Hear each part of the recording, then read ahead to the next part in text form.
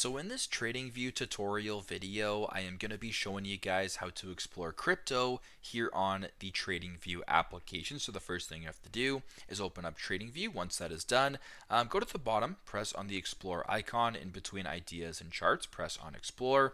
Now where it says at the top, Explore Markets, I would just slide this across in between ETFs and Forex. It says Crypto, press on the Crypto tab right here.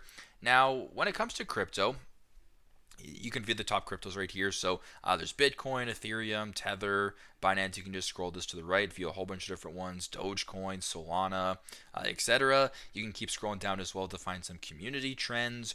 You can find some different cryptocurrencies in regards to market cap ranking. Right here, so you can kind of play around with it this way. Total value locked ranking, crypto gainers, crypto losers, whatever the case may be when it comes to exploring crypto.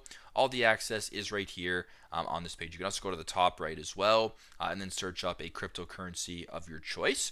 You can also press on close right there. And basically, this is the crypto tab that they're showing you guys through the TradingView application. So super simple, super straightforward, but that is how to explore cryptocurrency here on TradingView. Thanks again for watching, and I hope this video helps.